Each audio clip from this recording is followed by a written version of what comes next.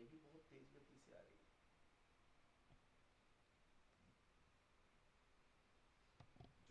हाँ, समय लगता है। अपने भारत में आप देखो, गांधी को अगर आप पढ़ो तो गांधी अपने जीवन में कितना आंदोलन किए। 3 आंदोलन कर पाए, पूरी जिंदगी लग गई। गांधी ने एक आंदोलन किया, उसके बाद दूसरा आंदोलन करने में उनको 10 साल भारत घूमना पड़ा है, तब जाकर के दूसरा आंदोलन खड़ा हुआ। तो इतना बड़ा देश है, गांधी जैसे लोगों को भी देखो। गांधी और उसका जीवन छोड़ दो आप, क्या है नहीं है उसके डिबेट में नहीं जाएंगे, लेकिन उस व्यक्ति ने जो काम किया देश में घूम करके वो तो दिखता है ना। पूरे देश में घूम करके आंदोलन तो खड़ा किया। वो पूरे लाइफ में 1930 के बाद से लेकर के 1945 तक के समय में मात्र 2 आंदोलन कर पाए, और 1930 से पहले एक आंदोलन किया। बस 3 ही आंदोलन तो कर पाए, लेकिन तीनों आंदोलन इतना जबरदस्त था कि गांधी प्रचार में आ गया, पूरे भारत में छा गया। गांधी जैसे पुरुषार्थी लोगों को भी एक एक आंदोलन खड़ा करने में 10 से 11 साल लगा है। हम लोगों को कितना समय लगा? 10-12 साल। देखो ये तो लगता ही है। तो 10-12 साल में आज पूरे भारत में ये स्थिति तो बन गई कि पंचगव्य के नाम पर कोई चौंकता नहीं। गाय का गोमूत्र पिया जा सकता है, स्वीकार कर लेते हैं। हाँ, अब स्वीकार्य है ना। पंचगव्य पर आप कहीं भी बैठ करके चिकित्सा कर लो तो सरकार डंडा बजाने नहीं आती। तो आप कहते तो ये छोटा अचीवमेंट है क्या? ये आप दूसरे से कंपेयर करके देखो तो बहुत बड़ा अचीवमेंट है, बहुत बड़ी सफलता है। एक समय था, शुरू हो गया, अब ये शुरू हो गया तो ये चलेगा, रुकने वाला नहीं है। अब इसमें अभी का समय किस बात के लिए उपयुक्त है, मैं उसी विषय पर आना चाहता हूँ। 2007 का समय था गाय के विज्ञान को स्थापित करने का, है ना। समय लगा, 2013 में तो ये कोर्स शुरू हुआ है, आज 2023 में 10 साल में स्थापित हो गया। 10,000 लोग खड़े हो गए इस काम के लिए, है ना। अब किस चीज के लिए उचित समय है? तो अब उचित समय है पंचगव्य के बड़े बड़े चिकित्सालय खोलने का। ये बिल्कुल उचित समय है, और इस समय समर्पण के साथ यदि पंचगव्य चिकित्सालय खोलना शुरू कर दोगे आप, तो ऐसी ही सफलता मिलेगी जो दूसरों को नहीं मिली है। दूसरे थेरेपियों को इतना लंबा लंबा इसलिए समय मिला है क्योंकि उनके पास किसी का आशीर्वाद नहीं था, प्रकृति को छोड़ करके। हमारे साथ प्रकृति की माँ का आशीर्वाद है। गाय कौन है? प्रकृति की माँ है। हमारी नहीं, सारे जीव जगत की नहीं, वनस्पति जगत की नहीं, पूरे प्रकृति की माँ है। इसलिए देवताओं की माँ कही जाती है गाय, उनका आशीर्वाद है। इसलिए उनको जितना समय लगा हमें उतना समय नहीं लगने वाला है। और जो बड़ी बात है कि समय अपने साथ है। अभी देखो, एलोपैथी से पूरा दुनिया तंग आया हुआ नहीं, खुद एलोपैथी डॉक्टर खुद अपने लिए तंग आया हुआ है। लेकिन डॉक्टर बनने में इतना बड़ा इन्वेस्टमेंट है उसका, है ना। वो टाई लगाने का एक सम्मान उनको मिला हुआ है। अब ये चीजें तो छूट नहीं सकती ना। लेकिन किसी भी एलोपैथी डॉक्टर से ईमानदारी से आप पूछो, वो अंदर से खुश नहीं है, वो खुद खुश नहीं है, दूसरे को क्या खुश रख सकते। आयुर्वेद की स्थिति पहले से खराब है। अब थोड़ा सम्मान बढ़ा है, लेकिन स्थिति तो पहले से ही खराब है, और आयुर्वेद की स्थिति नहीं सुधरेगी, ये नोट कर लो। आयुर्वेद की स्वयं की स्थिति सुधारने में कम से कम अभी 25 साल और लगेगा, कम से कम, क्योंकि इन्होंने अपने मूल सिद्धांतों को छोड़ दिया है। मूल सिद्धांत पर वापस आने में 25 से 30 साल लगने वाले हैं। तो एलोपैथी के बाद अगर किसी भी बीमारी की संपूर्ण चिकित्सा के लिए कोई मन बनाता है, रास्ता कहाँ है उसके पास? एलोपैथी पर कहाँ रास्ता है? वर्तमान आयुर्वेद उसको शरण नहीं दे सकता, वो अपने अस्तित्व से जूझ रहा है। आज भारत में देखो लगभग 85% BAMS एलोपैथी हॉस्पिटलों में कंपाउंडरिंग का काम करते हैं। इस फैक्ट को कोई नहीं नकार सकता। 5.5 साल पढ़ा था किसके लिए? एलोपैथी वालों की चमचागिरी करने के लिए क्या है? उनके यहाँ कंपाउंडरिंग करने के लिए पढ़ा था क्या? लेकिन फैक्ट है, कोई नहीं ना कर सकता। तो उनसे कोई क्या उम्मीद कर रही? उसमें जो बड़ा परिवर्तन जो लाना है उसमें टाइम लगेगा। अभी आयुर्वेद के पास कोई लीडरशिप ऐसा नहीं है जो मूल परिवर्तन ला सके। उस पर बात करने के लिए कोई तैयार नहीं है।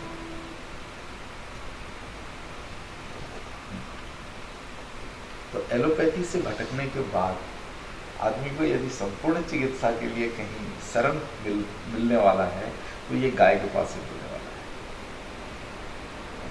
जिसके जानकार हुआ। इसलिए देखो एकदम उपयुक्त समय है। त्राही मची हुई है बीमारियों को लेकर, लोग ढूंढ रहे हैं कहाँ जाना। यदि हमने शेल्टर खोल दिया, आश्रय दे दिया तो जीत जाऊंगा।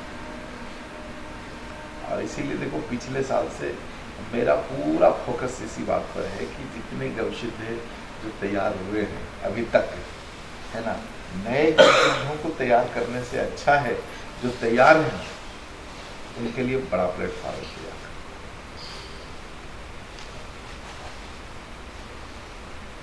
ये रिकॉर्डिंग क्यों हो रहा है? राजस्थान में रहते हैं तो नहीं, राजस्थान में रहते हैं तो राजस्थान में गवसिद्ध बहुत सारे हैं। जरूरी नहीं है वहाँ सबको कांचीपुरम आना, है ना। राजस्थान में कौन से जिला में है? तो उनको जयपुर में मिल जाएंगे गवसिद्ध। हाँ, नज़दीक है। कोटा में भी मिल जाएंगे, कोटा में भी गवसिद्ध होंगे वहाँ पर।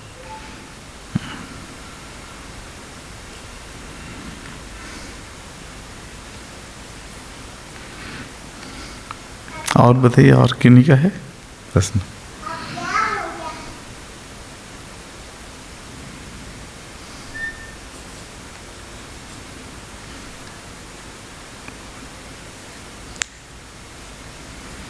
आप लोग बता सकते हैं कि यहाँ जो गवसिद्ध छत्तीसगढ़ के हैं और जो कार्य से जुड़े हुए नहीं हैं तो समस्या क्या है? अगर आप समस्या रखो तो यहाँ संगठन के सब लोग बैठे हुए, तो कुछ समस्या ऐसा है जिसका संगठन समाधान निकाल सकता है तो निकालेंगे।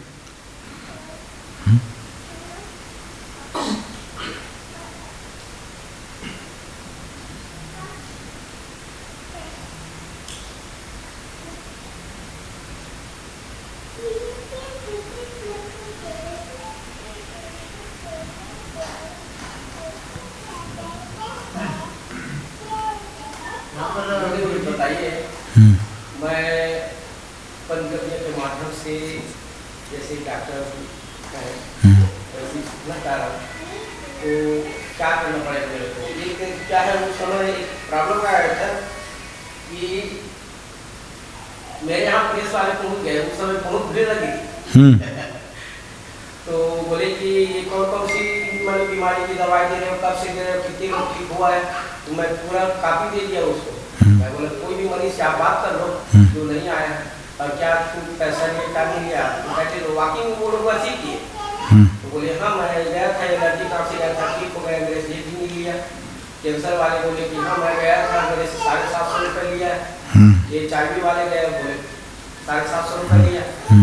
ऐसा करके तो डायरेक्ट वो बोल प्रेस वाले कि आपके पास कुछ है दिखाने के लिए प्रमाण पत्र होगा, लाइसेंस?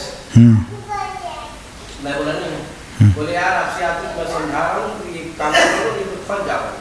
वो जिसे मैं ये सारी चीज देना बंद कर दिया, लेकिन डिलीवरी का देता हूँ। क्या डेट था?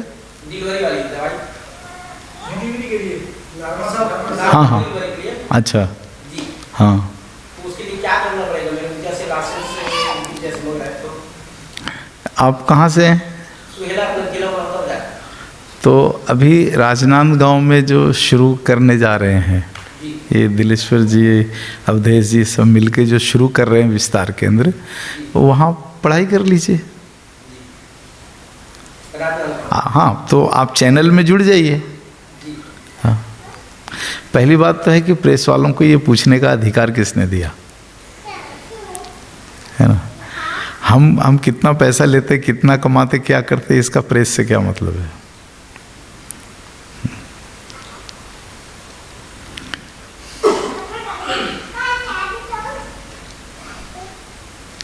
और देखो इसमें एक सरल उत्तर था आपके पास कि आपने जो कुछ भी दिया मरीजों को, ये सारा कुछ आपने फूड सप्लीमेंट्री दिया है,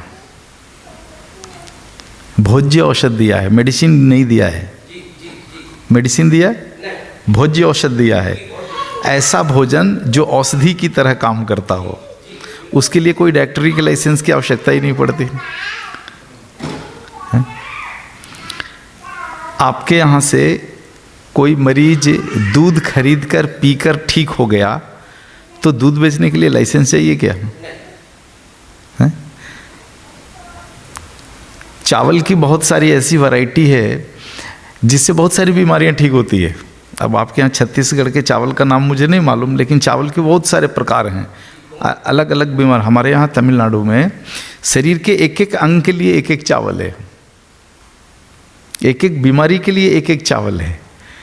तो जैसे डायबिटीज़ के लिए एक अलग चावल है, मैं उत्पादन करता हूँ और बेचता हूँ। हाँ, शुगर के लिए, शुगर पेशेंट सब लेकर के जाते चावल। कल होकर के अगर यदि कोई प्रश्न करता है कि आप डायबिटीज़ का ये दवाई देते हो, लाइसेंस है क्या, तो आपकी जगह मैं रहूँ तो मैं तो उस प्रेस वाले को 2 थप्पड़ खींच के मार के भगा दूंगा। तुमको अगर अपने काम के बारे में जानकारी नहीं है कि तुम्हारा अधिकार क्षेत्र कितना है, तो तुमको अपने क्षेत्र में काम करने का क्या मतलब है? बस देखो इतना ही होता है कि जागरूक बनिए, हाँ, सतर्क रहिए और अपनी सीमा क्षेत्र से बाहर काम मत कीजिए, फिर डरने का कोई काम नहीं है। आपने जो कुछ भी दिया सब फूड सप्लीमेंट्री था, है? तो फूड सप्लीमेंट्री देने के लिए मैं चावल बेचता हूँ, डायबिटीज़ का लाइसेंस चाहिए क्या? है? आँखों की रोशनी के लिए अलग चावल बनाता हूँ मैं, लाइसेंस चाहिए क्या? गन्ना खाने से बहुत कुछ बीमारियाँ ठीक होती है, गुड़ खाने से बहुत सारी बीमारियाँ ठीक होती है, तो सारे गुड़ के प्रोड्यूसर मेडिकल लाइसेंस लेके बैठेंगे क्या? है कि नहीं? हाँ, देखो पहले तो भय निकाल दो। हाँ, और ये जो गांव के छुट भैये प्रेस वाले होते हैं ना, उनको कुछ अक्ल नहीं होता है कि उनको क्या पूछना चाहिए।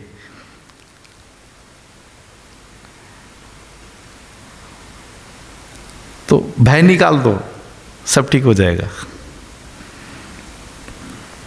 आपने परसों में गोबर का रस पिलाया, गोबर मेडिसिन के लिस्ट में आता ही नहीं, ये मेडिसिन के लिस्ट में नहीं आता है। तो आगे से सतर्क रहिए। हाँ,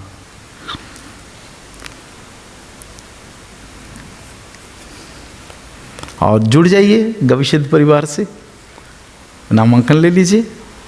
आप वोकेशनल एजुकेशन के अंतर्गत आता है, और वोकेशनल एजुकेशन के लिए कोई गवर्नमेंट एम्प्लॉय भी इसको पढ़ सकता है। गवर्नमेंट स्पेशल छुट्टी सैंक्शन करती है वोकेशनल एजुकेशंस के लिए। हाँ, आप देखिए ये डिफेंस से हैं, डिफेंस में साइंटिस्ट हैं, इन्होंने सरकार को जानकारी देकर के कोर्स किया है। सरकार का नियम है, कोई भी कर्मचारी यदि वोकेशनल एजुकेशंस में जाता है तो उसको अलग से छुट्टी सैंक्शन होता है वोकेशनल एजुकेशंस में क्लास करने के लिए। तो ये जो कोर्स है वोकेशनल एजुकेशन के अंतर्गत आता है। तो कोई डरने का नहीं है कि मैं सरकारी टीचर हूँ तो पढ़ सकता हूँ या नहीं, हमारे यहाँ बहुत सारे आईएएस पढ़ते हैं, नौकरी है, टाइम निकाल करके आईएएस हैं, पढ़ते हैं। बहुत सारे आईएएस हमारे स्टूडेंट हैं नौकरी करते हुए। तो सरकार तो खुद ही वोकेशनल एजुकेशंस को प्रमोशन देती है, प्रमोट करती है कि काम करते हुए लोग अपने ज्ञान को बढ़ाने के लिए करें काम, है ना। तो आप ज्वाइन हो जाइए, पढ़ लीजिए, पढ़ करके और एक इस पंचगव्य डॉक्टर एसोसिएशन छत्तीसगढ़ है, ग्रुप में जुड़ जाओ। फिर कौन सवाल क्या करता है फिर देखा जाएगा। थोड़ा बोलने के लिए सीख लीजिए है कि नहीं। देखो भारत देश में बहुत सारा काम कानून से नहीं होता, भय से होता है। ये जो चिकित्सा का इतना बड़ा भय खड़ा किया गया है, इससे उनके बहुत सारे काम हो जा रहे हैं। तो भय मुक्त हो जाइए, भय से बाहर निकलिए। हाँ, हमारे यहाँ सीएम और चीफ मेडिकल ऑफिसर खुद ही बोलते हैं पंचगव्य लेना है। और आप भाई की बात करते हैं, पंचगव्य की बात करते हैं, तो आप सही करते हैं। हम लोग नए केमिकल खा रहे हैं, हमारे लिए नुकसानदायक है, उनको भी बोलते हैं। पंचगव्य का एक्सेप्टेंस तो 19 के बाद बहुत बढ़ा है। हाँ, तो निर्भीक होकर के काम करें आप, और काम करते हुए पढ़ाई करें, ठीक है। हाँ, गुरुजी आपका ही राय सबसे ज़्यादा इसमें क्या? पंचगव्य का इसके बारे में लोगों ने जाने, हाँ, माध्यम से नहीं, ये तो हम बहुत सारे लोग हैं सब मिल करके, इतने लोग 8-10 हज़ार गवेषित हो गए हैं। 10 हज़ार गवेषित जब काम करते हैं तो दूर दूर में इसे ही लिखित दिखता तो है कि इतने लोग इस क्षेत्र में काम कर रहे हैं।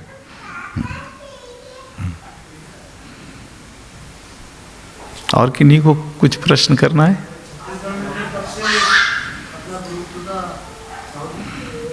साहू जी कुछ डेट अनाउंस कीजिए, काफ़ी लोग देखो आएंगे यहाँ। देखो साहू जी एक काम करो, आप बाहर एक टेबल लगवा करके, आज नहीं कल काफ़ी लोग आएंगे, तो नामांकन का रजिस्ट्रेशन शुरू करा दो आप यहाँ, कि जिसको ये पढ़ाई पढ़ना है वो अपना नाम, गांव, पता, फ़ोन नंबर वहाँ लिख करके जाए, और फिर आप उसको संपर्क करके, और अधिक से अधिक मार्च में आप बैच शुरू कर दीजिए। पहला जो सत्र होता है उसमें देखो ज़्यादा कुछ नहीं होता है, गोमूत्र अर्क और घनवटी बनाना सिखाते हैं पहला सत्र में।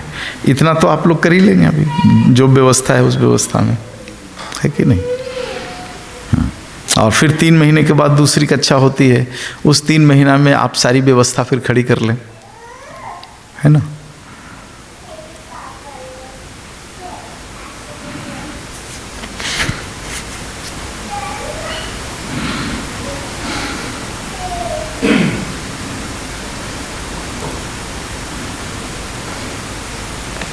और अवधेश जी कुछ संगठन से संबंधित अगर चीज़ें हैं तो इस सत्र में चर्चा कर लें।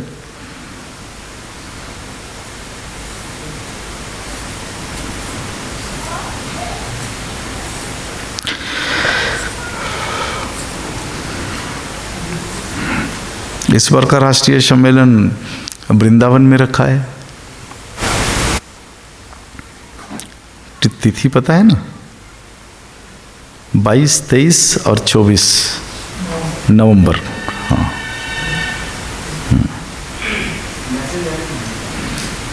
आ जाएगा। हाँ आ जाएगा, तो बेंगलोर में बताया गया था सबको। हाँ, छत्तीसगढ़ में भी अगले वर्ष का सम्मेलन का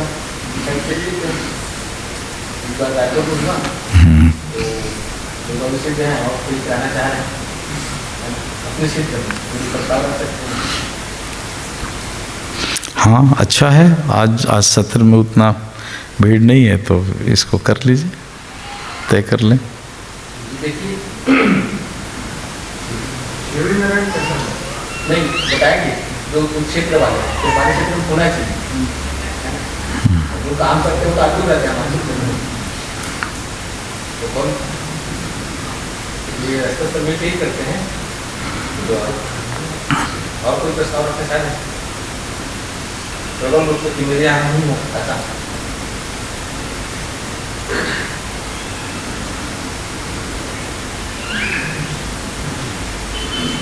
चापा में देखें, चापा में क्योंकि नहीं वहाँ पर एक्चुअली में क्या है, रुकने की और इसकी व्यवस्था जो है वो वहाँ पर होनी चाहिए। नहीं, एक बार अगर डिसाइड हो गया ना, हाँ। उसके लिए फिर दौड़ भाग करके बस वैक्यूम में देखो, यहाँ पे कोई व्यवस्थित एक्टिव नहीं है। जो हम लोग बैडमिंटन से और वेस्ट भैया सूरजपुर से आते हैं, यहाँ पे व्यवस्था की है, क्योंकि रायपुर में एक राजधानी है, एक कार्यक्रम होना चाहिए। यहाँ पर एक भाई आए थे, गलती से मैं उनको पता नहीं था, बस मैंने पता रहता। हाँ वही, उसको जोड़ा नहीं किया था ना ग्रुप में जोड़ा नहीं, मिस हो गया ये तो हाँ ये को में कराना है, तो को में कराना मैं बहुत आते हुए ऐसा लगा कि ये कार्यक्रम की राजनांदगांव ही होता है, 2 दिन पहले की ऊपर नहीं होती। प्रमोद जी और मैं हमेशा तैयार करके राजनांदगांव में से कार्यक्रम की। आखिरी ऑप्शन तो हम बालों पे देखिए नहीं, तो शुरुआत वाला बताऊँ डिसाइड करेंगे कि करना कहाँ है। 2 प्रबंध नासिका आपके पास बड़ा हथियार है, और ब्राह्मी है आपके पास, शतावरी है आपके पास। हाँ, और फिर ऊपर जाना तो फिर आईपीटी में बहुत कुछ है। हाँ, खाने के लिए भी बताया, खाने के लिए तो फिर मुश्किल है, क्योंकि उसको पुराना नहीं खा सकते, ताज़ा बना के खा सकते हैं, लेकिन आवश्यकता कहाँ है उसकी कोई आवश्यकता नहीं है, क्योंकि पंचगव्य घृत मस्तिष्क को चाहिए, शरीर की आवश्यकता नहीं है। तो अगर नाक में डालते हैं वही काफ़ी है।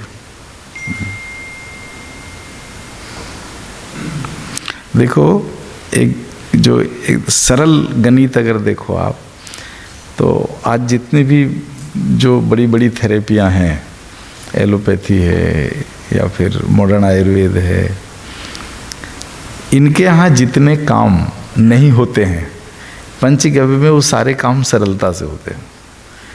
तो मैं तो कहूँगा कि उन्हीं चीज़ों को फोकस करो ना आप। देखो, सोराइसिस उनके यहाँ नहीं होता चिकित्सा, आप सोराइसिस को फोकस कीजिए, है ना। रूमेटिज्म उनके यहाँ नहीं होता, आप उसके ऊपर फोकस करो आप, है ना। जितने भी माइग्रेन डिप्रेशंस की बीमारियां हैं, नहीं होता उन लोगों के यहाँ, आप केवल उसी पर फोकस करो आप। सिकल सेल है, थैलेसीमिया है ना। तो ये सारी चीज़ें जो उनके यहाँ नहीं होता है, उनके यहाँ क्या दूसरे थेरेपियों में नहीं होता है, आप केवल उसी विषय को लेकर के बैठ जाएं तो बड़ा काम होता है।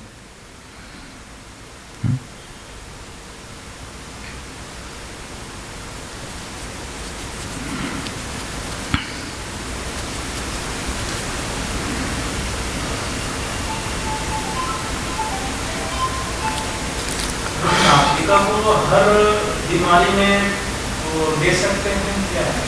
इसका कोई साइड इफेक्ट कुछ ऐसा नहीं कि इस बीमारी में? पंचगव्य में किसी भी गव्य का कोई साइड इफेक्ट नहीं है, नसिका केवल नहीं, किसी का कोई साइड इफेक्ट नहीं है। किसी भी आपको कोई समझो कि एक मरीज आया, उसको कुछ भी बीमारी नहीं है और उसने 3 महीना गोमूत्र तुलसी पी लिया, क्या नुकसान होने वाला है? कुछ भी नहीं हो सकता। सर्पगंधा ही पी लिया, क्या होगा उसको? कुछ नहीं हो सकता। तो पंचगव्य में कोई भी औषधि ले लो, कुछ नहीं हो, कुछ गड़बड़ तो नहीं होगा। कुछ अज्ञात बीमारियां जरूर चली जाएगी जिसकी जानकारी नहीं थी, लेकिन गड़बड़ नहीं होने वाला है कुछ। हाँ, इसलिए जो इनटेक औषधि में सबसे सुरक्षित अभी पंचगव्य ही है।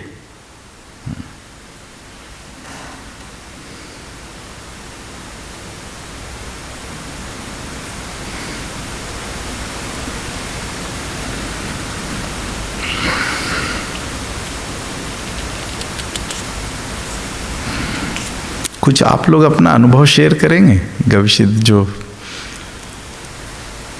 काम अच्छा कर रहे हैं? गुरु जी, एक कंफ्यूजन आता है। हाँ। गोखरू अर्क और पुनर्नवास, तो किन परिस्थिति में हमको गोखरू अर्क का इस्तेमाल करना चाहिए और कौन सी परिस्थिति में हमको ज़्यादा ध्यान देना चाहिए? देखो, एकदम सरल है विषय कि जहाँ पर फ्लूइड डिसऑर्डर हो बॉडी में, पुनर्नवा दीजिए। और जहाँ मसल्स डिसऑर्डर है वहाँ गोखरू दीजिए।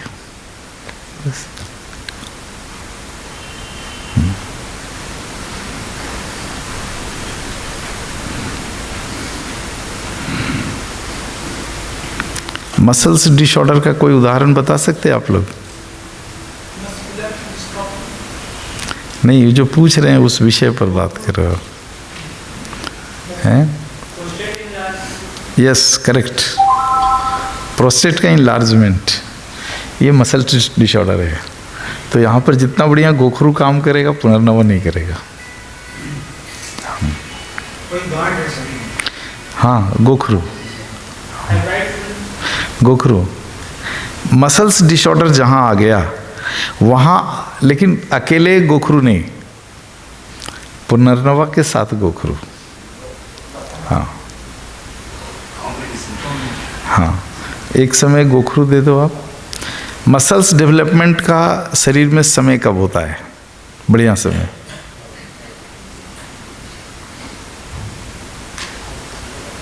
यानी गोखरू देना है तो कौन सा समय सेलेक्ट करोगे आप गोखरू के लिए? नहीं, वो तो विसर्जन का समय है। सृजन का समय क्या है?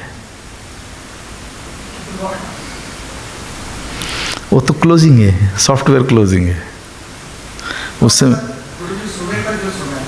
हाँ, 9 से 11 ये शरीर के सृजन का समय है।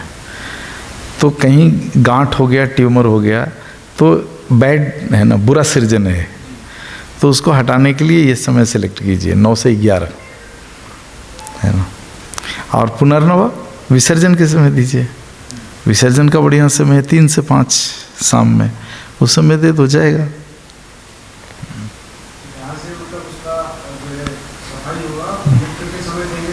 हाँ, इसलिए गोखरू दे रहे, पुनर्नवा देना पड़ेगा। हाँ, झाड़ू तो मार दिया, कचरा उठा के बाहर कौन फेंकेगा? पुनर्नवा। झाड़ू मारेगा गोखरू। हाँ, कंचनार्स और पुनर्नवा। रक्त के कचरा को कौन फेंकेगा? पुनर्नवा। अभी इधर देख रहा हूँ कुछ 2-3 साल से, या ये कोरोना वैक्सीन के बाद रक्त कैंसर बढ़ा है। इसके मरीज अभी ज़्यादा आ रहे हैं।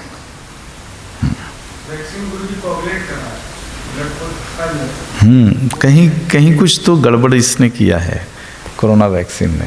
हाँ, हार्ट के मरीज भी और ये कैंसर में, रक्त कैंसर वाले भी बढ़ रहे हैं। वैक्सीन के बाद में एक तकलीफ मेरे को क्या मालूम? आपने लिया था? दवाओं में लिया था। असल में क्या है, दबाव क्या होता है?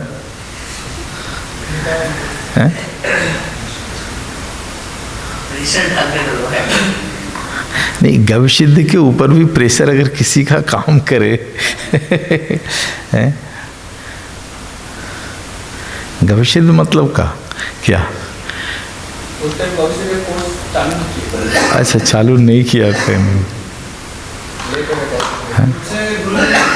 मुझसे सरकार ने लिखित में जवाब मांगा कि आप क्यों नहीं लगवाना चाहते, वैक्सीन लगवाना चाहते हैं। हाँ, साफ तौर पे मना कर। हाँ, उसके बाद फिर कोई पत्र मेरे पास आया नहीं, बहुत सारे सरकारी कर्मचारियों ने जब लिखित रूप से मांगा है तो उनके ऊपर प्रेशर नहीं आया है। लेकिन देखो, हमारा भी एक मौलिक अधिकार है कि हम सरकार से भी लिखित रूप में मांग सकते कि आप, ठीक है, मैं कोरोना नहीं लगाऊंगा, मैं लिख के देता हूँ। आप ही टीका क्यों लगा रहे हैं? आप लिख के दे दो। ये तो हमारे मौलिक अधिकार में आता है।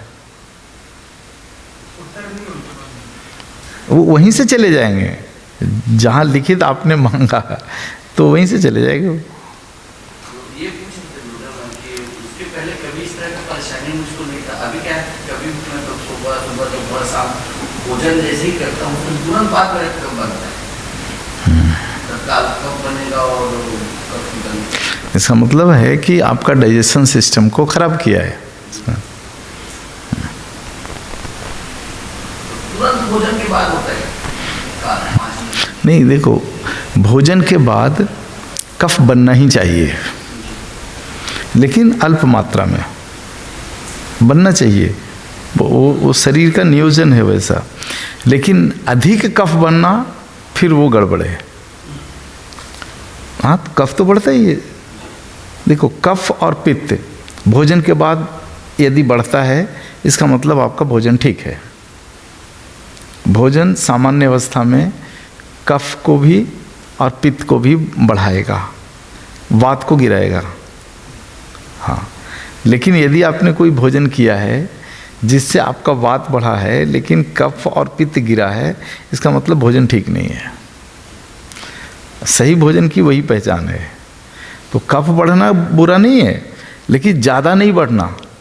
हाँ, तो फिर नहीं, वो क्षेत्र में गड़बड़ नहीं हुआ है आपका, वो ठीक है। शरीर का स्वभाव होता है, क्योंकि जो आप भोजन करते हैं उसमें जल की मात्रा बहुत रहती है। तो जल क्या करेगा? कफ को बढ़ाएगा।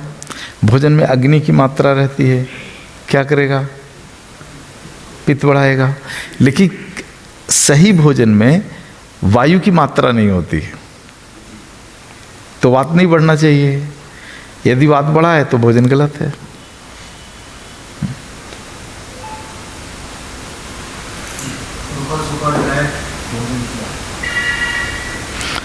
कोई ज़रूरी नहीं है कि रूखा सूखा और ड्राई भोजन वात को बढ़ाते।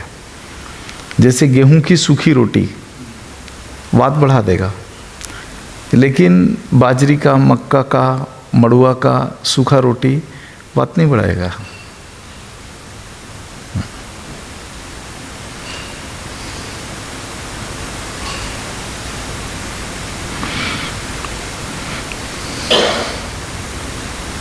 एक बच्चा हमारे उनका, उन्होंने वैक्सीन जैसे ही लगाया कि पूरा कंधा उनका जाम हो गया। तो खुल गया। हाँ, फिर उनको मैंने बताया था के बारे में, बाकी फिर कुछ सिलाई वगैरह कुछ किया हुआ। लेकिन वही है जो पॉपुलेशन हो रहा है वैक्सीन लगाने से, समस्या नहीं, ये तो कोरोना एक सीख है। कम से कम आगे इससे सीखिए कि कुछ वैक्सीन नहीं लगाना है। मैंने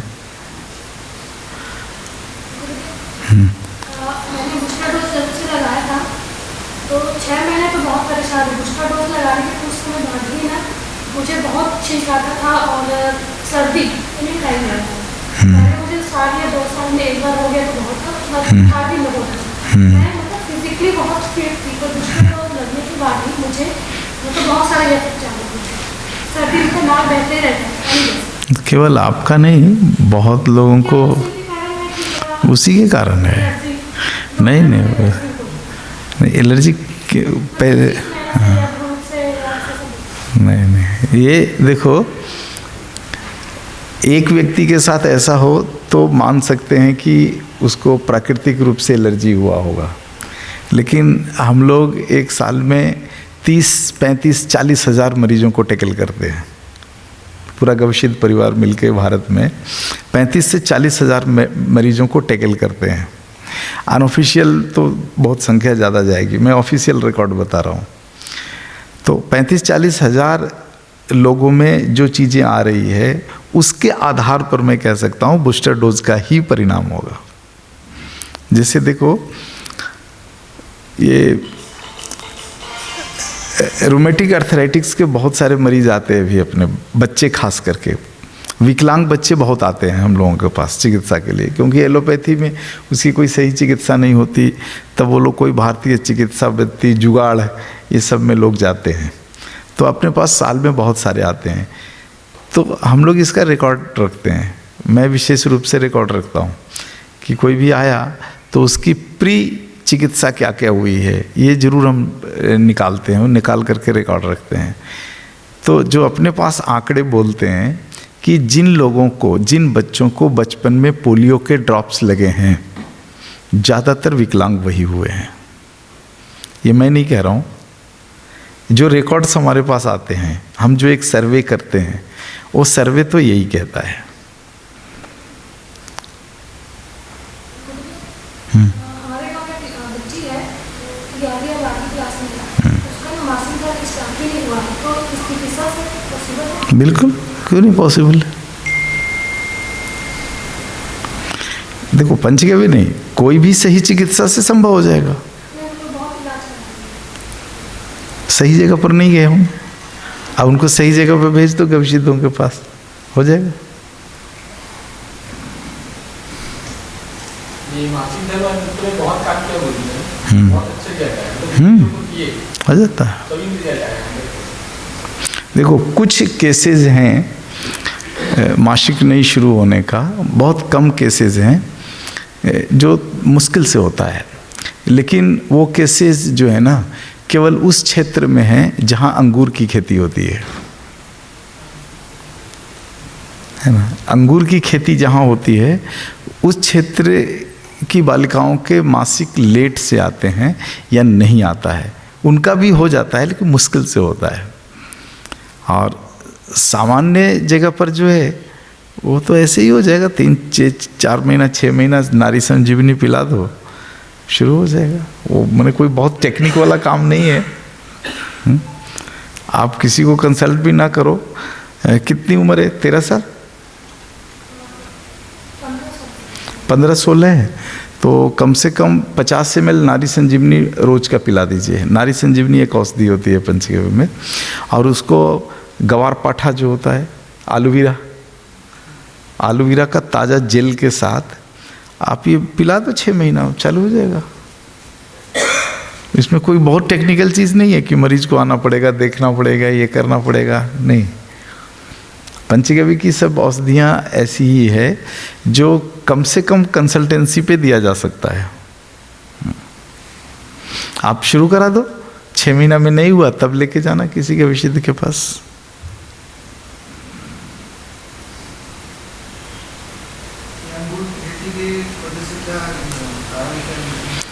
कारण ये है कि अंगूर की खेती में अंगूर और नहीं, अंगूर वाली नहीं, अंगूर मैंने बोल दिया है, नहीं अंगूर वाला नहीं, गलत बोला है, अनार की खेती है। हाँ, अनार की खेती वाले क्षेत्र में ये समस्याएं बहुत आती है। अनार और अंगूर दोनों है, नहीं वो भी सही है। अनार और अंगूर दोनों की खेती जहाँ जहाँ होती है तो वहाँ जो रासायन प्रयोग में आता है उस रासायन का दुष्परिणाम ये है। ये पुणे से लेकर जो है, पुणे से लेकर के मध्य महाराष्ट्र तक का जो क्षेत्र है जहाँ अंगूर और अनार दो खेती होती है, इसमें ये केसेज बहुत हैं। तो उन केसेस पर हम लोग काम करते हैं, तो मुश्किल से होता है।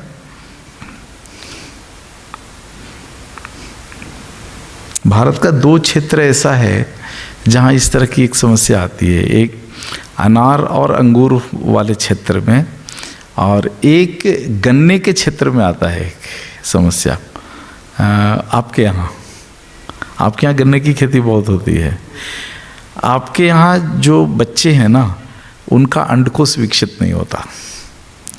तो गन्ने के खेती में जो रसायन लगाया जाता है उसका दुष्परिणाम है कि बच्चों में अंडकोश का विकास नहीं होता।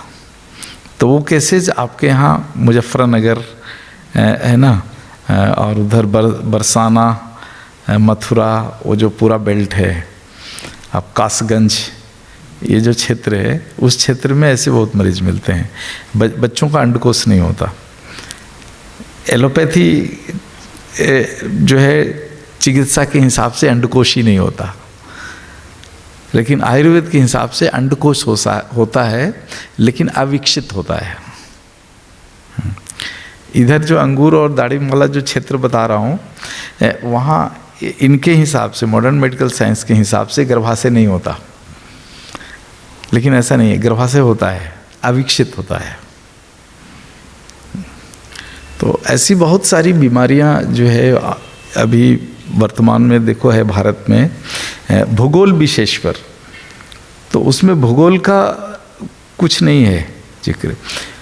उस भूगोल में जो खेती का व्यवसायीकरण हुआ है, उसमें जो विशेष केमिकल का जो एप्लीकेशन हो रहा है उसका दुष्परिणाम है ना, जिसे हाथ पाँव का विकसित नहीं होना, शरीर टेढ़ा मेढ़ा हो जाना, ये क्षेत्र विशेष में मिलता है आपको। मैंगलोर से लेकर के और केरल का कासरगोड तक का जो पूरा क्षेत्र है जिसमें काजू की खेती होती है, और काजू में केमिकल डालते हैं इंडोसल्फान। तो इंडोसल्फान जाकर के श्वास के माध्यम से जाकर के सेल को डैमेज कर देता है। तो आप देखोगे मैंगलोर से लेकर केरल का कासरगोड क्षेत्र तक आपको अविकसित अंग वाले बच्चे बहुत मिलेंगे, बहुत, एक दो नहीं, लाखों की संख्या में मिलेंगे।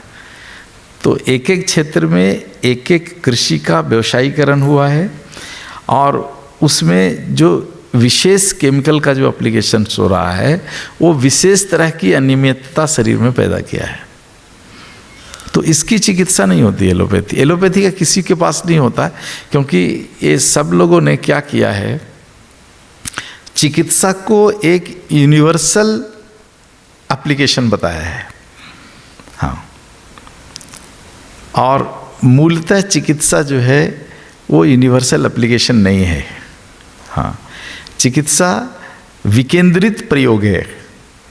हाँ, यदि आप बारीक में आप चले जाओ और समझो यहाँ पड़ोस में 10 घर है, और 10 घर में 10 बच्चों को यदि जुकाम हुआ है तो सभी बच्चों के जुकाम होने का कारण अलग होगा, और सभी बच्चों के जुकाम का निवारण अलग होगा।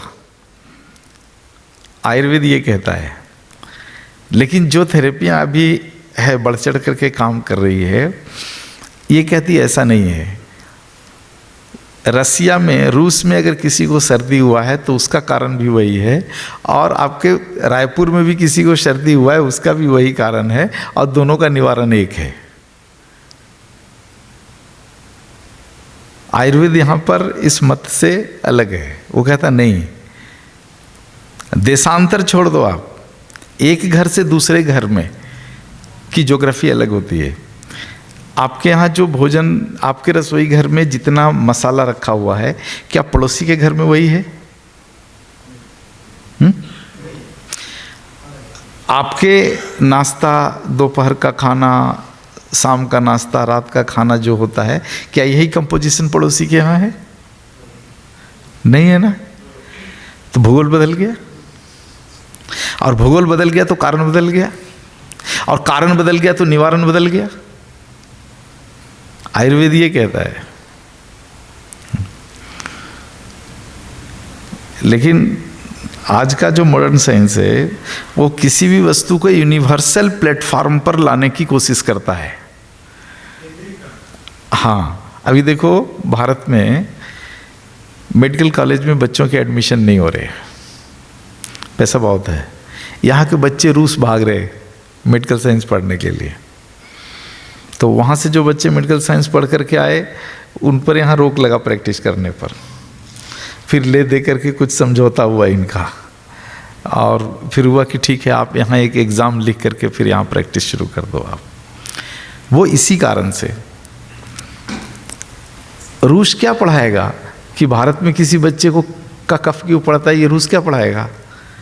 भारत का भूगोल जैसा है वैसे उसका भूगोल है क्या है? भारत के लोग आज भी, शाकाहारियों की संख्या बहुत है भारत में। रूस में एक भी शाकाहारी नहीं मिलेगा, सब मांसाहार मिलेगा। तो उन लोगों का भूगोल बॉडी का अलग है, यहाँ के लोगों का भूगोल अलग है, खान पान अलग है। तो औषधियाँ एक जैसी कैसी हो सकती है? तो विदेश में पढ़ा हुआ व्यक्ति किसी दूसरे देश में जाकर के मेडिकल प्रैक्टिस कर सकता है, चिकित्सा नहीं कर सकता। आपकी पढ़ाई चिकित्सा का है, उनका पढ़ाई चिकित्सा का नहीं है, प्रैक्टिस का है। प्रैक्टिस और चिकित्सा में फर्क है? नहीं, नहीं फर्क है।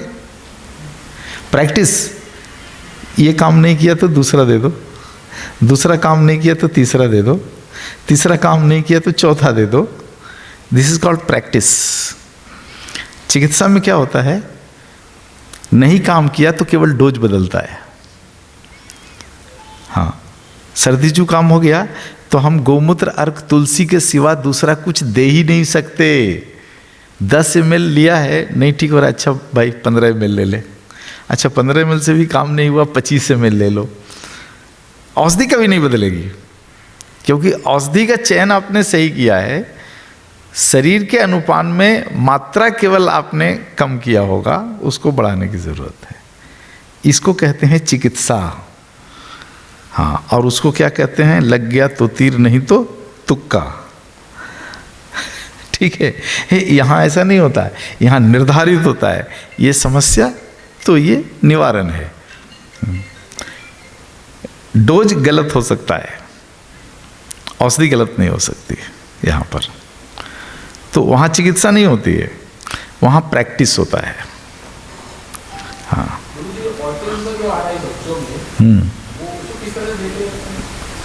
मैं तो उसको देखता हूँ वैक्सीन।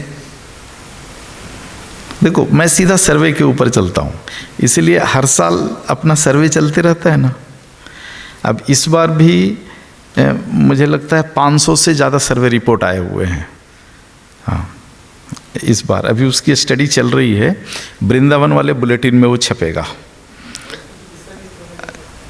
हाँ, तो ये जो सर्वे जो कराते हैं ना बच्चे लोगों से, अभी लगभग 500 सर्वे रिपोर्ट आए हुए हैं ये कोरोना वैक्सीन के ऊपर। तो हमने सर्वे में मंगाया है ना भाई, सारे जितने बच्चों ने एग्ज़ाम लिखा है सबसे सर्वे कराया, किसी से 25, किसी से 50, उसमें सब आंकड़े आए हुए हैं कि कोरोना के पहले उसको क्या बीमारी थी, कोरोना वैक्सीन लेने के बाद क्या बीमारियां हुई।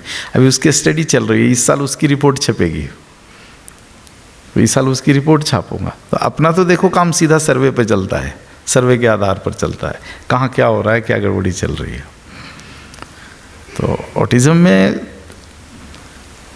केवल पंचगव्य से थोड़ा मुश्किल काम है।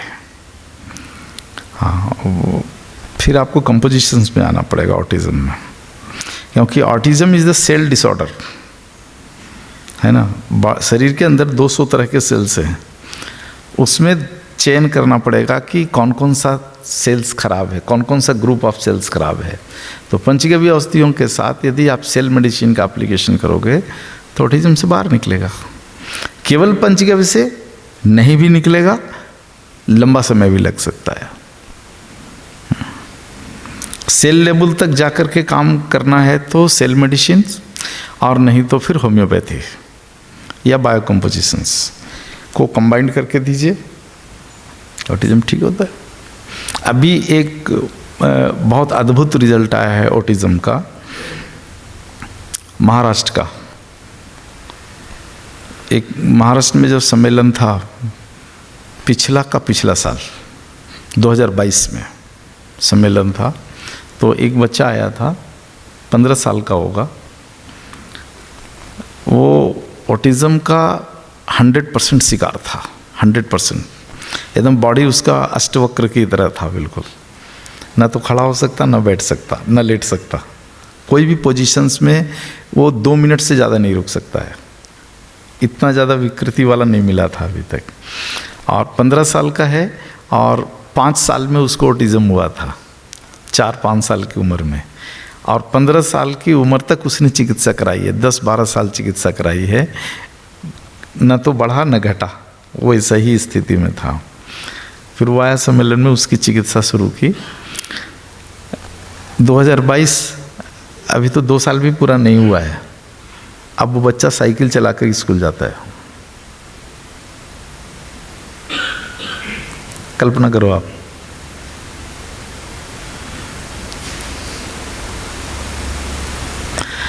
तो यदि आपने उसके बॉडी के सेल की जांच सही से कर ली कि कौन से ग्रुप का सेल्स कमज़ोर है ना, और उसका दे दिया, मुझे तो ठीक होता है।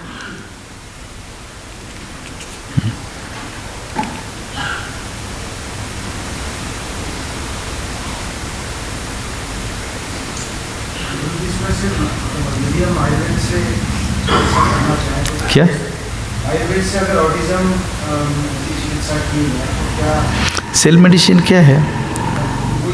आयुर्वेद सेल मेडिसिन मतलब क्या? पुराना आयुर्वेद। पुराना आयुर्वेद में कंपोजिशन नहीं था, कंपोजिशन नहीं था वो पुराना आयुर्वेद में। मॉडर्न आयुर्वेद ने कंपोजिशन खड़ा किया है। तो सेल मेडिसिन का पूरा सिद्धांत पुराना आयुर्वेद ही है, बस उसको शुरू करने वाला यूरोप है, ब्रिटेन है। हाँ, ये ब्रिटेन में शुरू हुआ कि कंपोजिशन देने से अच्छा है कि सिंगल मेडिसिन दो। तो हम लोगों का कॉन्सेप्ट क्या है? Single medicine. पुनर्नवा मिलाते तो कुछ दूसरा नहीं मिलाते, सर्पगंधा मिलाते हो फिर कुछ मिलाते क्या? नहीं मिलाते। अगर उसको 3 हर्ब्स देना है तो 3 अर्क अलग अलग देंगे, एक साथ मिला के नहीं देते। ये पुराना आयुर्वेद का प्रिंसिपल है, जिसको ब्रिटेन में सेल थेरेपी के नाम से शुरू किया, एक मॉडर्न रूप दे करके किया, गोली कैप्सूल बना करके किया। हाँ, जो आप चरक संहिता पढ़ रहे हैं वो चरक संहिता नहीं है। हाँ, स्वीकृत किया हुआ है।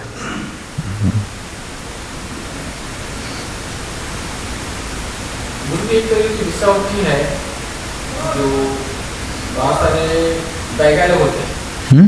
बैगा लोग ये क्या होता है? करते हैं, झाड़ा फूक करते हैं। झाड़ फूक? हाँ, वो किस तरह की चिकित्सा होती है? वो भी बहुत अद्भुत चिकित्सा है। आज जिसको आप हीलिंग के नाम से एक्सेप्ट कर लेते हो, वो है क्या? वो क्या है? ये झाड़ फूक ही तो है। तो झाड़ फूक बहुत उत्कृष्ट चिकित्सा है। हाँ, कि बॉडी को मैटर के रूप में नहीं समझते, क्योंकि बॉडी तो मैटर है ही नहीं। हाँ, तो बॉडी अदृश्य तरंगों से बना हुआ है। तो झाड़ फूक तरंग की तरंग से चिकित्सा का विज्ञान है। तरंग का सबसे पहला एप्लीकेशन से ध्वनि नहीं, तरंग का पहला एप्लीकेशन क्या हुआ? तरंग सबसे पहले क्या पैदा करता है? ध्वनि। शरीर क्या है? तरंग है, तरंगों का कंपोजिशन से। तो शरीर सबसे पहले क्या पैदा करेगा? ध्वनि। तो ध्वनि से ध्वनि की चिकित्सा, इसलिए वो गलत नहीं है, लेकिन वहां तक समझने का ज्ञान होना चाहिए। अभी भी यूट्यूब में और गूगल में पूरी एम्स दिल्ली का रिसर्च, ब्रेन में ग्रे मैटर जो होता है, गायत्री मंत्र 2 ग्रुप बनाए गए बच्चों का। एक बच्चों को गायत्री मंत्र की ट्रेनिंग देती, 6 महीने तक उनको हर दिन लगभग 3 घंटे गायत्री मंत्र का जाप करा है। और दूसरे ग्रुप को उन्होंने जो भी टॉनिक्स वगैरह अपने दिए। तो ये जो गायत्री मंत्र वालों का जो ग्रुप था, उनका पहले हमारे किया, बाद में हमारे किया, तो लगभग 2 ग्राम परसेंटेज ग्रे मैटर की वृद्धि हो गई। और ग्रे मैटर का ऐसा उनका कहना है कि ये जो माइंड का जो एनालिटिकल एबिलिटी और याददाश्त रखने की क्षमता जो उससे बढ़ती है। अभी भी रिसर्च पेपर उपलब्ध है गूगल में, यूट्यूब में। देखो, मैं तो कहता हूँ ये रिसर्च करते रहेंगे, करने दो। आज भी जो गांव में झाड़ फूक वाले हैं ना, इसको सम्मान देके ये ज्ञान सीख लो। इनका रिसर्च कभी ख़त्म होगा नहीं, और रिसर्च को एप्लीकेशन में ये कभी आने नहीं देंगे। तब तक जो झाड़ फूक विज्ञान वाले जो वर्ग है ना, जो आज 70-80 साल का है, वो ख़त्म हो गया, इसके बाद मिलेगा कुछ नहीं। इसलिए गांव में यदि कोई ऐसा व्यक्ति है जो झाड़ फूक विज्ञान को जानता है, तो आपको सब काम छोड़ के वो सीख लेना चाहिए।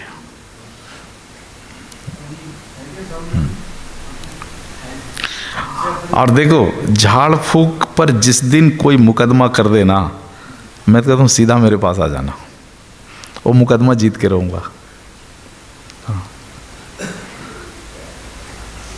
झाड़ फूक चिकित्सा विज्ञान है, इसको जिस लेबोरेटरी में जो कहे प्रमाणित कर सकते हम।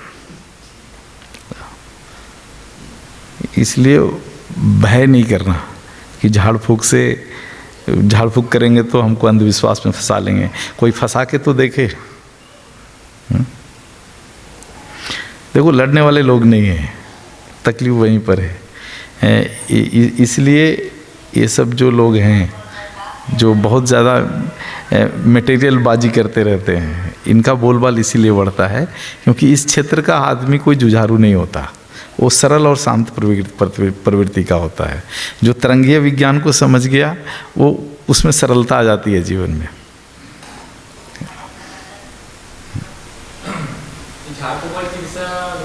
हमारे यहाँ दादाजी भी करते थे, पापा भी करते थे। बहुत लंबे समय विश्वास तो था, लेकिन बहुत लंबे समय तक मैंने सीखा नहीं।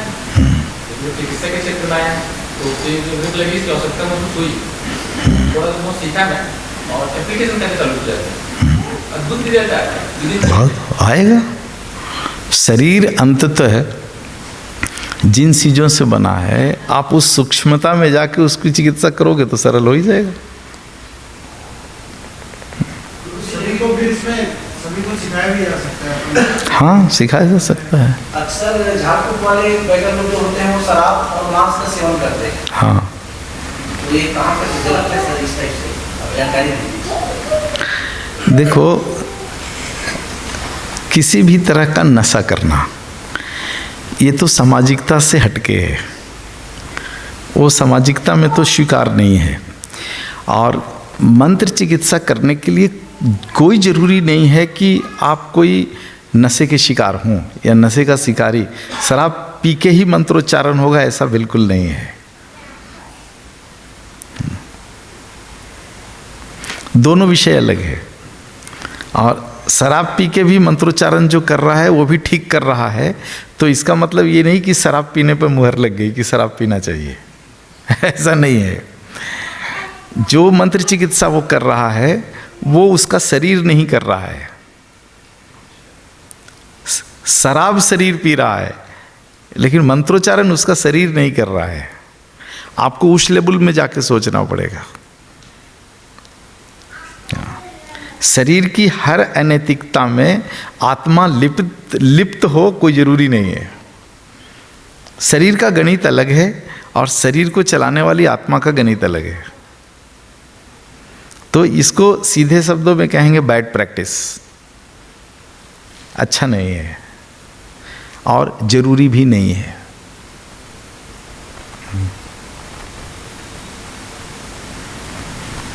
चूँकि ये विज्ञान झाड़ फूक वाला है ना, वो जो लोग स्कूली शिक्षा में नहीं हैं, ज़्यादातर उन लोगों के पास ही ज्ञान सुरक्षित है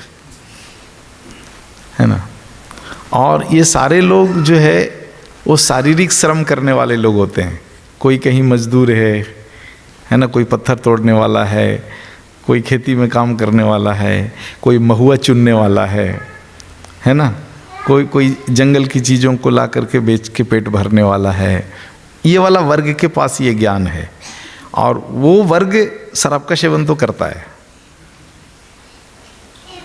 अब विकृति यही आई है कि प्राकृतिक शराब की जगह वो अंग्रेजी शराब पे आ गया है।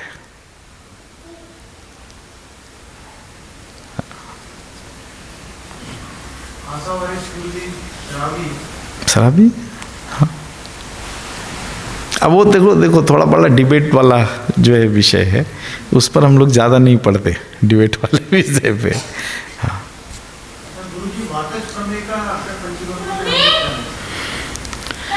वातज पर में अभी भी मुश्किल है। वातज पर में अभी भी आप मेंटेन ही कर सकते हैं, निवारण मुश्किल है वातज पर में का, लेकिन असंभव नहीं है। हाँ, ये मैंने देखा है, असंभव नहीं है, संभव है लेकिन मुश्किल काम है।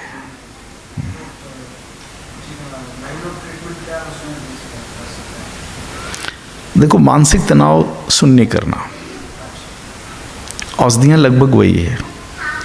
जिनको वातज प्रमेय होता है वो बिना काम के बैठ ही नहीं सकते,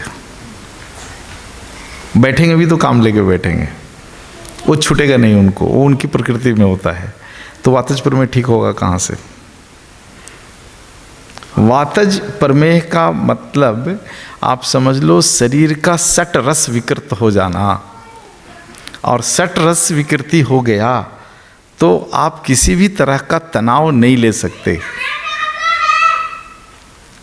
जिनको वातज प्रमेह होता है उनकी प्रकृति होता ही नहीं है कि वो बिना काम के बैठे रहें, वो बैठ ही नहीं सकता। बैठेगा भी तो कुछ कुछ करता रहेगा, कुछ कुछ करता रहेगा, कुछ कुछ सोचता रहेगा, चिंतन चलता रहेगा। तो इसलिए वाग्भट जी ने कहा है कि वातज प्रमेह को छोड़कर और सभी 15 प्रमेह सरल हैं।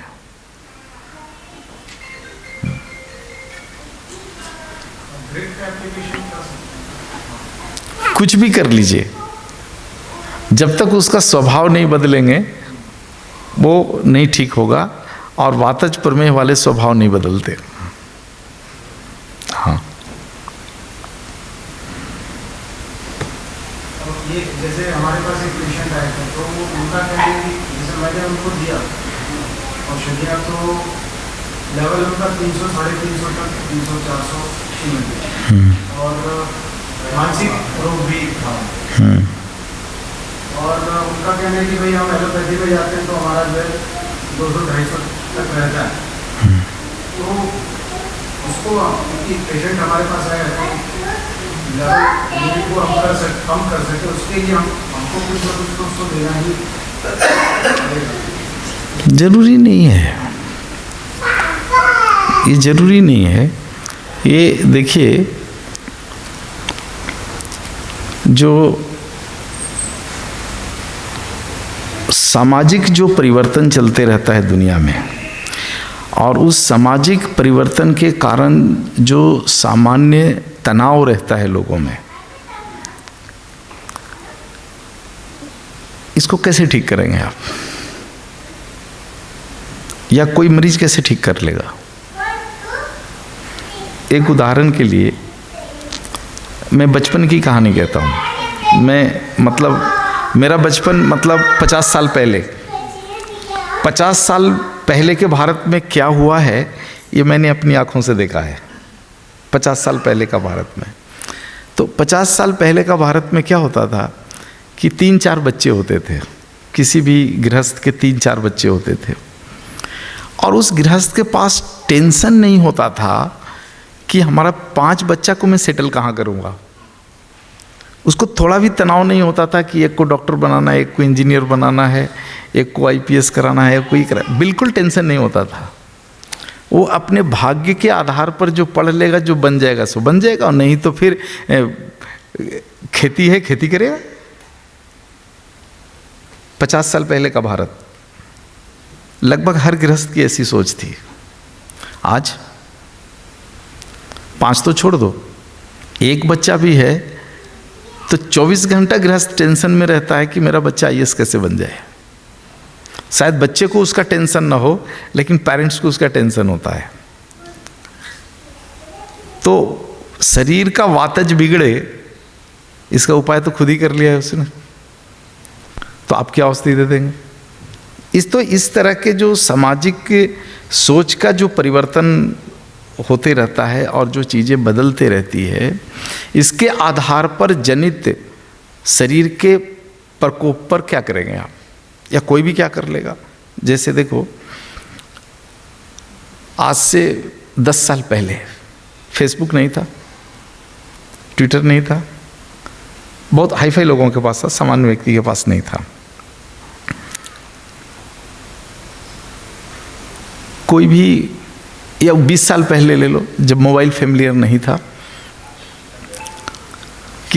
कोई मर गया तो उसका समाचार पहुंचते पहुंचते कई दिन लग जाते थे कि हमारा फला रिश्तेदार, ये रिश्तेदार एक्सीडेंट में गुजर गया, या किस कारण से गुजर गया, ये गुजर गया।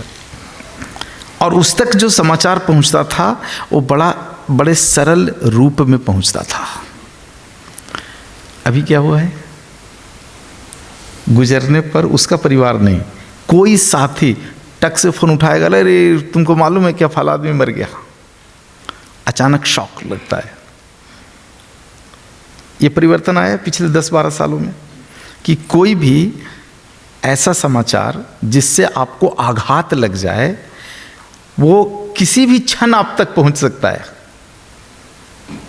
किसी भी क्षण पहुंच सकता है, क्योंकि 24 घंटा मोबाइल साथ में है। पहले ऐसा नहीं होता था। पहले पत्र आता था, कोई गुजर गया तो तुरंत एक पोस्ट कार्ड या चिट्ठी लिख दे दिया जाता था, और घर में किसी को मिलता, पढ़ लेता, तो किसको कब बताना है ये सोच के बताते थे, है ना। कई बार तो चिट्ठियाँ आ जाती थी किसी की मृत्यु का, तो कई दिन तक लोग चिट्ठियों को दबा के रखते थे। अरे भाई उसको भी मालूम नहीं होना, थोड़ा थोड़ा हौले धीरे से बताएंगे उसको। था आज बताने वाले को कोई चिंता नहीं है कि मैं जिसको बताने जा रहा हूं ये सामान, जो ये बताने जा रहा हूं इंसिडेंट, अचानक उसको मालूम होने से क्या आघात लगेगा, बोलने वाले को इसकी चिंता नहीं है। तो इस प्रकार से जो मन आघात की जो बीमारियां अभी बढ़ी है, सामाजिक व्यवस्थाओं के कारण बढ़ी है, इसको क्या करेंगे? कैसे सुधरेगा? मोबाइल छूट नहीं सकता, और मोबाइल पर कौन कब आपको क्या इंफॉर्मेशन दे दे कुछ पता नहीं है।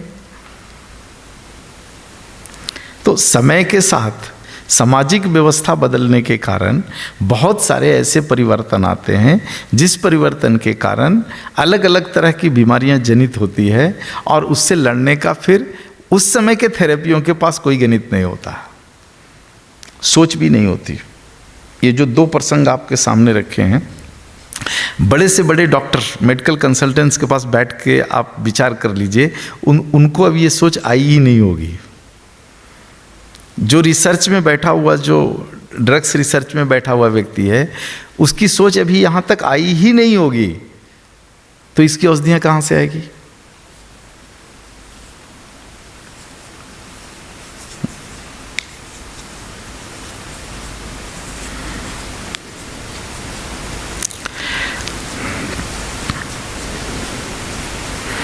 आघात है ना, समाचार का आघात वात प्रमेह बढ़ने का एक बड़ा कारण है।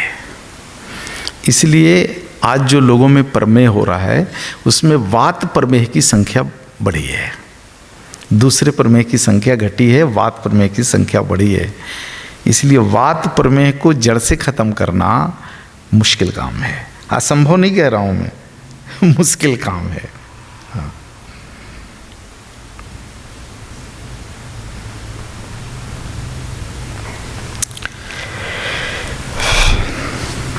और कुछ है विषय चर्चा के लिए? कुछ विषय है तो रखो। जितने गरुड़ हैं अभी कुछ गरुड़ काम चालू भी किए हैं और पुराने भी कर रहे हैं, तो ये क्योंकि रणनीति थोड़ा अनुभव रखना चाह रहा था।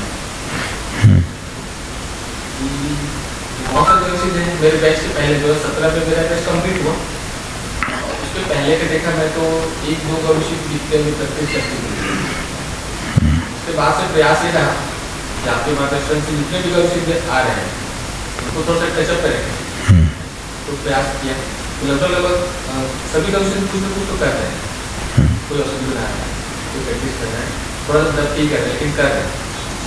तो उसमें से मैंने ये अपने आप ये अनुभव किया, ये 50-5 सालों में जो है ना, वित्तीय परिस्थिति तो बहुत आई मेरे साथ, ठीक है, आर्थिक को लेकर बहुत से चीज़ों को लेकर, लेकिन एक चीज लगातार बढ़ा, वो हुआ कि मान सम्मान। तो समाज में वो एक इज्जत मिलने लगी जो हमको पिछले 25-30 साल में मिली। और लगभग छत्तीसगढ़ के आधे से ज़्यादा जो जिले हैं वहाँ तक पहुँच सकते, वहाँ के लोग जानते हैं कि छत्तीसगढ़ में पंच तो वहाँ तक जो ये सफर तय किए 5-7 सालों में, इसमें मैंने एनालिसिस किया कि मैंने क्या किया, बाकी जो पंचमी डॉक्टर है वो क्यों नहीं कर पा रहे हैं। उस पर एक ही है कि गुरु जी ने जो जैसे बताया हुआ, मैंने उन बातों को बैठ के एनालिसिस किया और 10 तरह से एप्लीकेशन किया। गुरु जी ने बताया कि नाड़ी आपको परीक्षा सीखना है, एक ही बात बोले, सिखा दी सबका नाड़ी परीक्षा चालू कर दो। तो मेरे समझ में आया कि नाड़ी प्रॉब्लम क्या सीखनी, कि जितने पैसे जाते गए तब तो पकड़ते गए और आपकी ऐसी बात से वो स्प्रेड होती गई और गाड़ी बहुत अच्छी पकड़ बनने लगी। ये तो मैंने ये किया कि गुरुजी ने जो भी सिखाया वहाँ उनकी बातों को 10 से 10 उतार दिया। दूसरा बताया कि दवाई आप बना रहे तो उसको बेचने की जिम्मेदारी किसकी? तो गुरु जी हमेशा डमरू वाला उदाहरण देते है ना, एक डमरू लेके निकलता है, कैसे भी इकट्ठा कर लेता है, अपना सवार बेच के निकल जाता है। तो मैंने भी सोचा कि दवा तो हम बना रहे हैं तो उसको बेचने की जिम्मेदारी हमारी कैसे करें। तो मैं कहीं भी जैसे देखता हूँ ना मंदिर मतलब सोचते रहता हूँ कहाँ में बैठ सकते। तो कहीं मंदिर है, मंदिर वाले बात कर दिया ना, यहाँ पे दिन आके बैठते हैं और कभी भी मैं ऐसे बैठा कहीं कथा लग रहा है वहाँ बात कर लिया कि यहाँ पे बैठे उधर सूची लगाए। कहीं भी गया वहाँ से आपको दिलासा मिली, अच्छा खासा हम सेलिंग करके चिकित्सा करके ही आए और उसके माध्यम से पेशेंट की संख्या ही बढ़ती है, लोगों तक पंच को ही पहुँचते गए। तो यह है कि हम जो यहाँ तक जो पहुँचे हैं वो बस वही है कि गुरु जी ने जो बताया उसको ईमानदारी से पालन करें। 100% तो नहीं लेकिन जिसका किया उसको तो अद्भुत रिजल्ट 100% कर लेंगे तो नहीं मालूम कहाँ पर। नहीं देखो क्या है, अभी यही एक बड़ा तकलीफ है। मैं खुद भी देख रहा हूँ कि पंचगव्य कितना भी मन से पढ़ा दूँ तब भी उनका ताक झाक चालू रहता है। ताक झाक मुझे लगता है थोड़ा वो भी पढ़ लिया, वहाँ कुछ थोड़ा एडवर्टाइजमेंट हो गया, अरे एक्यूप्रेशर से बहुत अच्छा होता है, तो पंचगव्य से मुँह छूट जाता है, एक्यूप्रेशर में चल जाते हैं। फिर कुछ दिन के बाद कोई चुंबक चिकित्सा वाला ने कुछ बोल दिया तो उसको भी छोड़ के वो वहाँ चल जाता है। और मैं देख रहा हूँ एक एक गविसिद्धर हैं जो 10-10 साल से भटक रहे हैं थेरेपियों के पीछे, कर कुछ नहीं रहे। हाँ, तो देखो ये तो पूरा परिपक्व और परिपूर्ण है ना। अब इसमें समर्पण आया तो जीत जाओगे और शंका आया तो जिंदगी भर निवारण में ही भटकते रह जाओगे।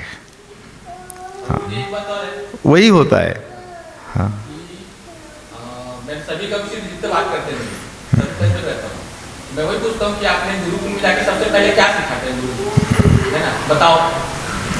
तो कोई बताते हैं कि औषधि बनाना सिखाते हैं, कोई बोलते हैं कि और कुछ पढ़ाते हैं। तो सबसे पहले क्या सिखाया आपको ये बताओ, वो मूल है। उसके बाद बाकी जो है ना तो पाठ, तो जवाब बहुत कम लोग के पास। मतलब गुरु जी सबको चावल उठा के आपको सबसे पहले क्या करा, पंचमहाभूत पूजा करा, वो हमारे पंचगव्य किस्से का मूल आता है, वहीं से पूजा है। और मैंने इस बात को बहुत ही गहराई से अनुभव किया है। मैं पंचमहाभूत पूजा रेगुलर करता हूँ, 30 दिन में लगभग 25 दिन होता ही है, बाद में प्रवास में 2 रहा था, लेकिन मैं करता हूँ। और जब मैं थोड़ा छूट जाए लंबा समय तक उसमें ऑटोमेटिक ऊर्जा की कमी होती है, मुझे ऐसा लगता है कि जीरो हो गया, मेरे पास कुछ है ही। ये पंचमहाभूत पूजा जितना बहुत सामान्य है लेकिन बहुत ही अद्भुत तरीके से उसको डिजाइन करते हैं, सबको बहुत इजीली तरीके से फॉलो होती है।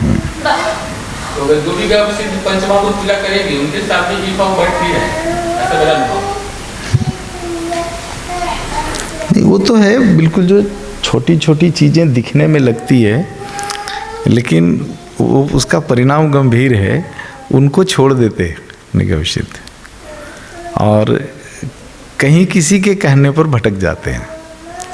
तो भटकाव का तो देखो क्या इलाज है, खुद को स्थिर रखना पड़ेगा और जो स्थिर हैं वो अच्छा परिणाम दे रहे हैं समाज में।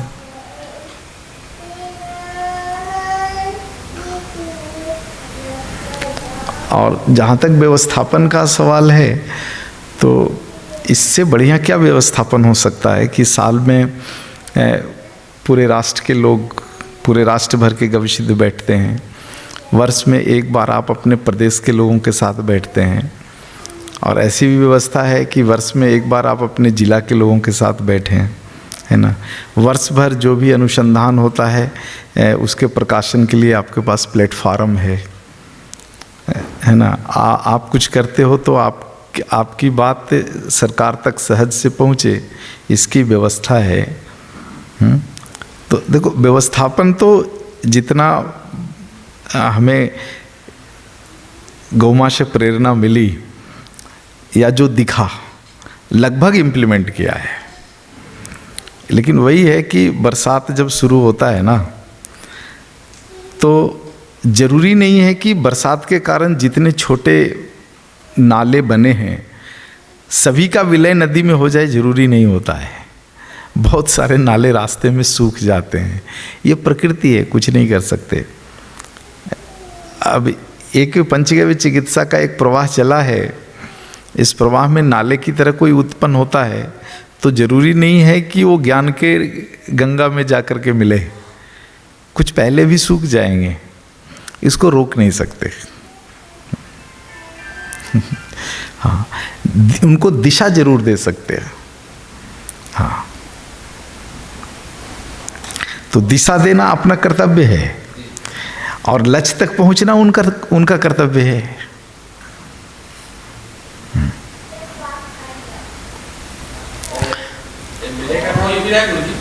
जो एक व्यक्ति है ना भविष्य के कोर्स कर तो फैमिली डॉक्टर बन जाए, आजकल मेरे घर में कोई गुस्सा करते हैं, उसको ये नहीं बोलते कि गुस्सा कर, तो बोलेंगे देख के बाकी लोग मेरी वाइफ ये वो लोग इसके ना बाद में वायु बिगड़ गया। अब देखो माहौल का प्रभाव तो होता ही है। तो वो अरे उतना छोड़ो, मैं तो देखो जब पूरे भारत घूमते हुए बहुत विविध तरह की चीज़ों को देखता हूँ, तो अब मैं कई बार देखा है कि गविसिद्धों के यहाँ ठहरता हूँ और वो नहीं भी गविसिद्ध है और कोई समस्या आ गई तो उसके घर के बच्चे उठा के दवाई दे देते ये देखा है आपने? हाँ, बच्चे ही चिकित्सा कर लेते हो। हाँ हाँ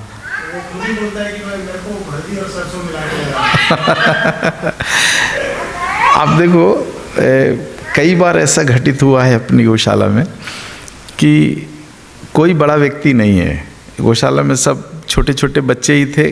कोई अचानक ऐसा हुआ कि सब लोग बाहर चले गए और केवल बच्चे ही बच्चे थे और उसमें सर्पदंश हो गया, तो बच्चों ने चिकित्सा करके संभाल लिया। 12-13 साल के बच्चों ने चिकित्सा करके संभाल लिया, हॉस्पिटल जाने की ज़रूरत नहीं पड़ी।